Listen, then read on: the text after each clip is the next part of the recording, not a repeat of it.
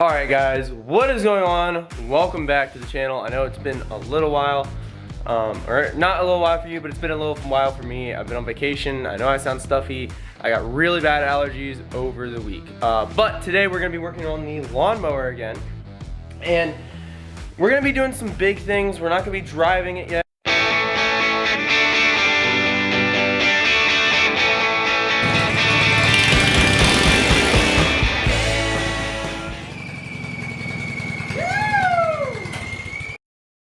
Because I'm waiting on a power steering rack, and that'll get here this week. Maybe I'll include it in this video, maybe I won't, I don't know, it just depends how much time I have. But let me show you what I have done so far. I have put on this tachometer / hour meter. So when the engine's running, this will automatically turn on, and it's going to read my tach signal. And then once the engine turns off, it'll read my hours, or how many hours I have on it. So that's pretty cool. One other thing I did, if I move all this stuff off here, I went ahead and took this seat. If you guys saw the last video, I took the seat and I angled it back a little bit, and that was to make it more comfortable for me, because this seat is designed to sit in an angle like this, but when it's sitting up, it's not comfortable at all, and you end up hitting your butt on that, and it's not comfy. But this hood now opens because I've added a gas strut right there. You guys can kind of see it. It's a little dark, but there's a gas strut there now, and you can see the wire for the tach / hour signal. And then this just kind of closes back into place. Now, due to the nut right there, it doesn't want to close, so I'll be doing some clearancing on that maybe. But for right now, this is where we are. So I'm gonna go ahead and open up some parts, show you guys what we got. All right, let's go ahead and get into it. So the first thing we have here new is a brand new steering wheel. This is just something I kind of found on Amazon, and I determined that this is probably going to be a little bit stronger, a little bit more sturdy than the original. It just feels like it's better made. This kind of feels like if I put too much torque on it, it would break, and it kind of looks that way too. So we're going with a racing go-kart style steering wheel. I went ahead and got a taller sprocket. I would need to make an adapter for this. However, this is, I believe, 48 tooth, and that's going to help us in case we need to do any further gearing. This is a 40 series torque converter that we are going to be putting on. I've seen I've seen Cars and Cameras use this for their racing lawnmower, and they use the V-belt, so I think this is gonna work okay, and we should actually be able to get some movement out of this today. So that's everything I bought. The things I'm waiting on are a power steering rack and a fuel shut-off switch, because when I left here for a week, all the fuel from the gas tank just kind of leaked all over the floor. And where it was leaking, it was right over the starter, so if the starter would arc for any reason, it just wouldn't go well. So we're fixing that as soon as possible to avoid any future issues of starting a fire. Went ahead and made this cardboard template of our crotch protector, so it just kind of slides in there. I just cut this out so it fit flush over that, and so you can kind of see how it not only protects us from the chain and the belt, but it also comes up and acts as our dashboard as well. So that is awesome and perfect.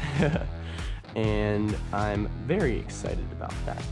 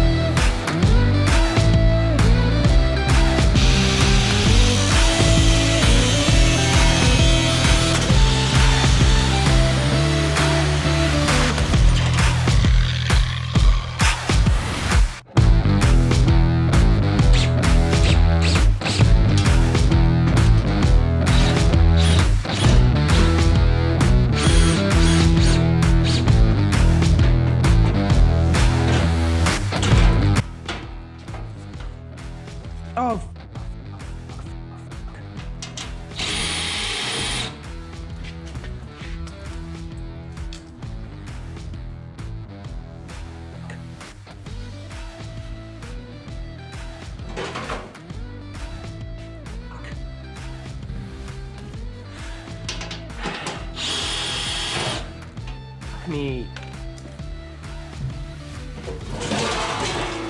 God damn it.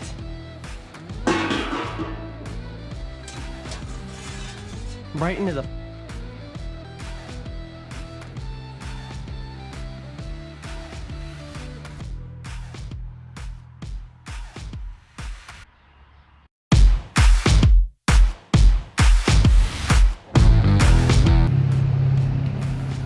Alright, the GoPro is full on storage, but basically, I don't know if you guys could tell, but I accidentally put a hole right in the battery right there. And all the battery acid leaked out everywhere. So what I did, I Googled it real quick, read that baking soda neutralizes it, so I threw some baking soda down. You can kind of see it right there. Neutralize that, and then I went ahead and threw some kitty litter on it, or some oil dry, whatever you'd like to call it, so that way it could soak up what's left. And basically there's a lot because the bag kind of went limp on me and wouldn't stop pouring, but basically just waiting for that to dry, and then I'll sweep and vacuum and get back to it. But yeah, if you're gonna be using self-tappers, make sure you're not going near the battery. I knew that, and I just shouldn't have done it, but we know for next time, so yeah. All right. Gotta make sure that I'm not getting in the way of my shot here. So there's no battery on this side, which makes this a hell of a lot easier.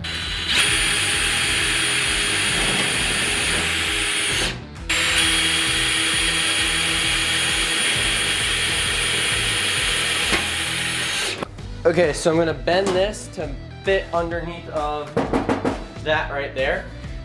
And I'm gonna go for the channel locks if I can find them.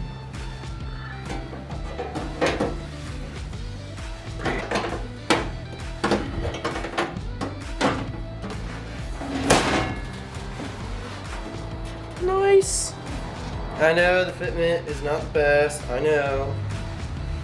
But this was just designed to be a pretty little dash with protection down there. Alright, so I have these two pieces of angled steel. They're thin enough to do a self-tapper. And I'm gonna use these, slip in behind here, but they're not gonna show like that. And then self-tapper, and then we'll be secured up here. I might do one more down here, one more, like, you know what I mean. But that's what we're gonna do real quick.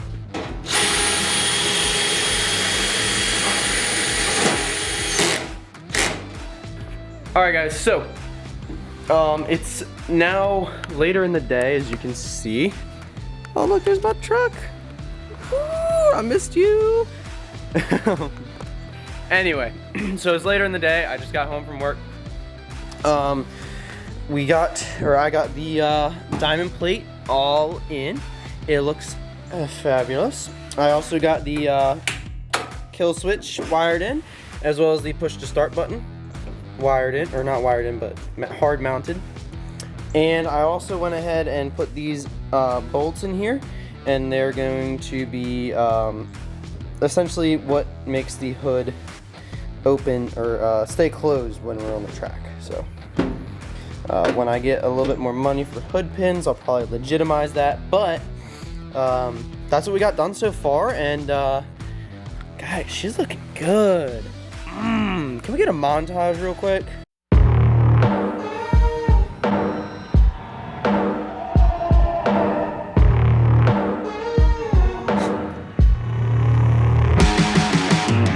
Got so much weight on my shoulders, and enough to knock me out, but I'm still holding the throne. You never know till it's over. So pretty it hurts. Just be. All right. That's enough of the montage. All right, so here's the plan. All right. So off camera, I also went ahead and wired up our brake cable. cable and lever. And then I also went ahead and adjusted the positioning of the drum brake back here. It's also gonna need some fine tuning, but for right now, I don't have enough hand strength with this little bit of leverage, but we're gonna make a mount for this.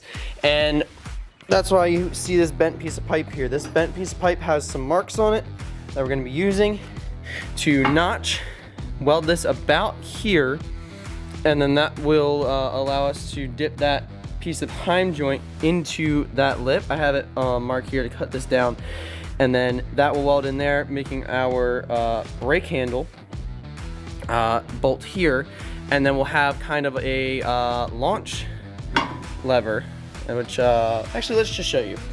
Basically, I want the lever to sit right about here, and basically on the throttle, pull, or not all the way on the throttle, but enough on the throttle to kind of get it some movement, and then I'll hold this back, let go of this, mash the gas, and she'll go.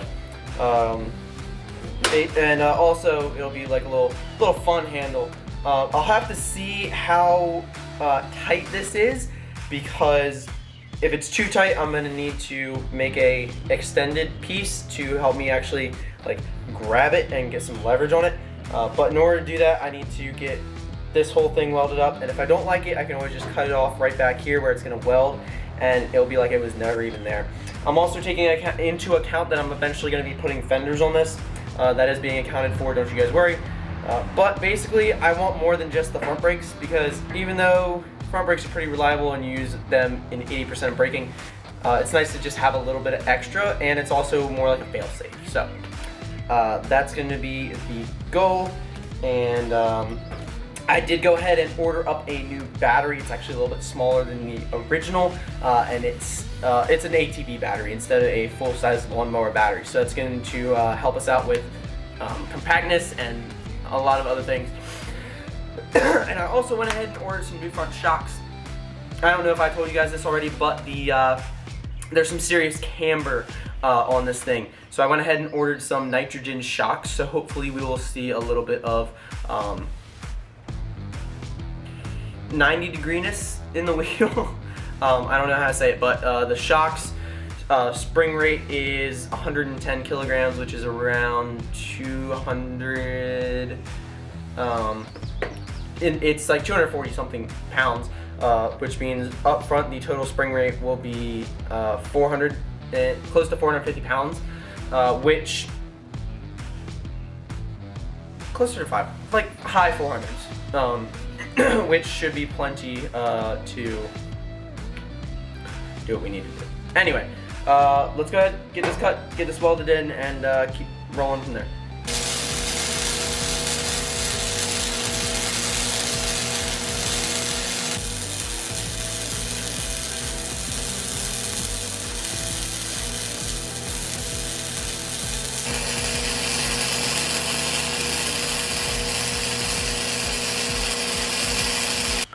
Okay, so the camera got really hot, but you can see this kind of rotates freely. I pulled the lever. Even if I'm pulling on the tire, I can't get it to go. So we got our rear brakes in working order. Yes, they hang up a little bit, but through use, it'll be fine. So, assembly again. Alright guys, so it is the following Tuesday. This is the week of the upload. It's been a while since I've filmed the week of the upload, but I just had to get out here. I don't know if I'm going to be installing these today or not, but if you guys remember last time I filmed, we went ahead and installed all the steering here. This is full lock right now. So it should turn. But if it doesn't, we'll have to figure out and find a way to make some adjustment. And then you got full lock the other way. So I think it should turn okay, but it's definitely going to give us a lot more wiggle room with bump steer. And the other factor for bump steer was the old shocks, or The front shocks anyway. We upgraded the rear shock, but the front shocks are the stock ones, and you can kind of see here, they're pretty maxed out. There's not a whole lot of coil spacing, especially up near the top. And what was happening is we were getting that hot boy stance in the front, so we were getting that cambered look. And I know a lot of guys like that. Not personally me either. But when you have camber like that, bump steer is a big issue, especially when off of the road where there's a lot more bumps. So, check these out. Woo! So these are some nitrogen shocks that I found off Amazon. Let me go ahead and rip one of the old ones off and we'll compare. Holy crap, guys. Look at the difference. Holy crap. Holy crap. Oh my gosh, what is that, like 3-4 inches? Holy crap. So that's a lot bigger than I thought. Also, I should have disconnected the tie rod before pulling that shock because I ended up snapping this off, but it's okay. I have my tack weld reference. We'll be fine. I was gonna take everything off to fully weld it anyway, but I am gonna see if that new shock will fit in there because it's significantly bigger than I thought. All right, so I just cut that little tab off, just like that. So now we have that piece, and we're gonna try and fit it back in here now that we have our mounting tab. Okay, so that should be a good angle for you guys. So check this in. Put that down there. The shock bolt. There. And try to be smart about this, adjust this not with my hands, but looks like we'll fit right up to the same spot. How about that? Right angle. All right, so we have our shock here with our piece there, and then that's where it was mounted. And you can see that kind of just rests. So I can actually fit you guys in here. Rests right on top of it, just like that. Now obviously I'll space it out to here like that. That way we have room and our shock's not hitting, but you guys can see just how far off that was. But thankfully, rather than having to buy a new one, I can just get away with cutting and moving tabs and having about the same shock angle, just with stronger suspension and hopefully no camber or caster. Alright guys, it is the next day, which means we're gonna get started working on this stuff. So I went ahead and removed this body panel here to help you guys see better, and because I realized it would also help me. But today we're gonna be making a new bracket here based off of the old one.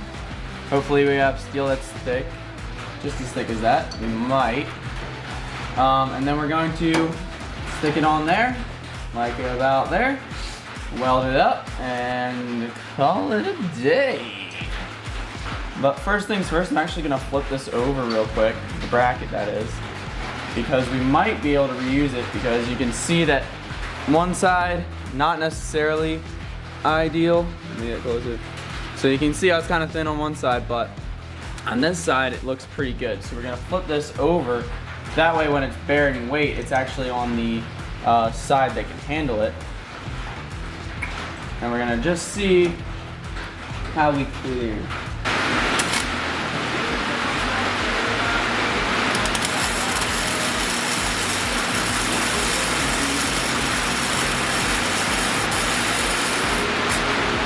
All right, sorry about the rain, guys, but what I'm doing right now is I'm gonna relocate our power steering rack, because moving the pivot point on the knuckle is proving to be, one, a challenge, and two, taking away a lot of steering angle. So let's say this is just flat. Right about there is how much steering angle we get. So it's barely even 5 degrees. So basically I want to put it back to roughly stock. So I'm going to slide the power steering rack forward to the middle of the wishbone on the front suspension, and hopefully we won't get any binding or any interference when our suspension compresses. So I'm going to go ahead, take the U-clamps off, bolt it up here using this piece of tube to go under a flat stock up there, and then the U-bolts will clamp to this, and then the steering rack will bolt up to the flat stock. All right, you guys can kind of see it better, but we mounted our steering rack on the underside. I'm gonna make a belly pan or tray or something to protect this, but right here, coming out of our rack, is immediately the tie rod end. And we are pretty much maxed out on here. Now, I've spent most of this morning driving all over the place to try and find a all-thread coupler nut and some all-thread that's the same size. Originally, I thought it was metric, so I bought the metric part that I thought it was, and I came back, didn't fit, so I went and returned that. Then I found out that the part I need it's metric.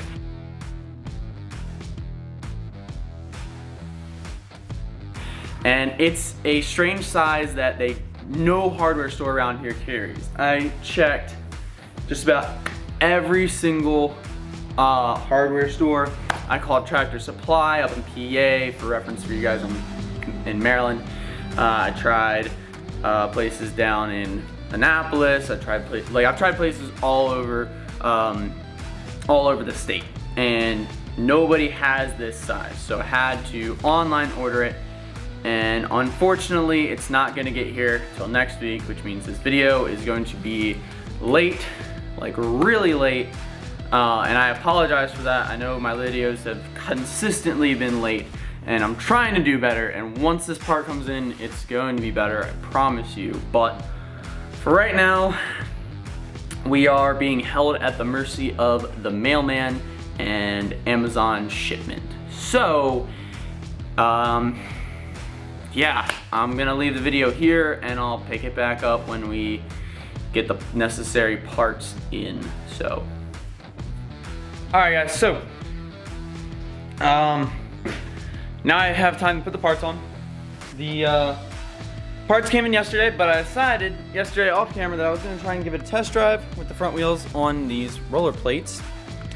However, I found that the 35 tooth sprocket in the rear, it was geared for top speed, which is not good for off the line. So what I noticed was, when it revved up, we were smoking the shit out of the belt. And it did end up moving the tiniest bit, but that was kind of my indicator. Maybe we need to change the gear ratio. Now, I don't know if I mentioned this in a previous video or not, but I did buy a 48 tooth sprocket a little while back. So yesterday I went ahead, hub centered it on the old hub, and then going ahead tacked it. So there's 4 tacks on each side. So I went ahead, ordered a chain, and it got here one day. Thank you, Amazon Prime.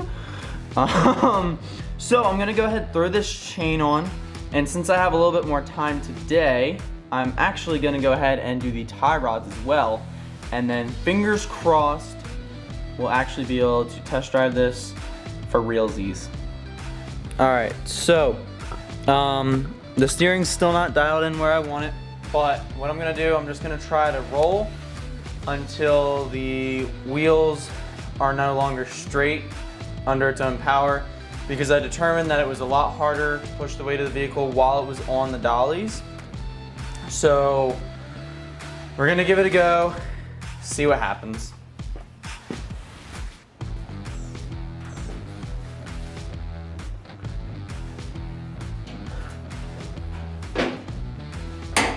Here's the trying.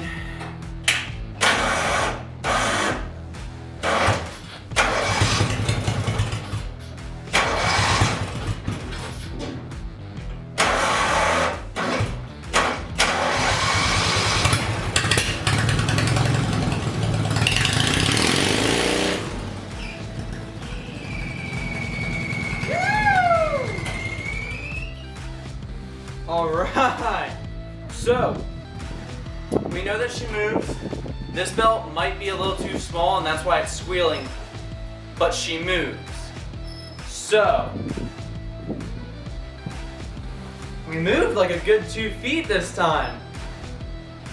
I'm pretty stoked about that, I'm not gonna lie. I'm really pleased and really happy with that. So I think on the list, we're gonna go ahead, either put the old belt back on, which was a 57 inch. This one right now is a 55 inch. So we're either gonna put that old belt back on with a tensioner that allows for the expansion of the belt in the converter, or we're just gonna get a 56 inch belt right smack dab in the middle. But we know that she rolls forward now. We know that she works. Exciting day. So,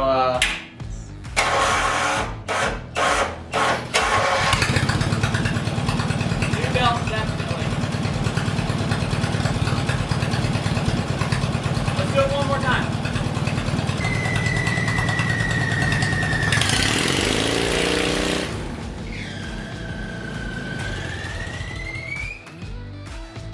All right, so that's that.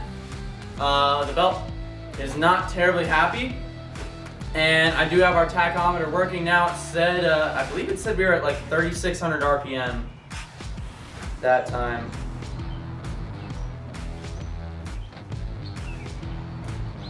Yeah, 3,600 RPM is what we just hit. So that was full rev, barely rolling forward. I think once we get the wheels dialed in, I think that's our limiting factor right now. Also, the tires are a little flat. We could probably change the gearing as well. But for the most part, she's done. She's ready.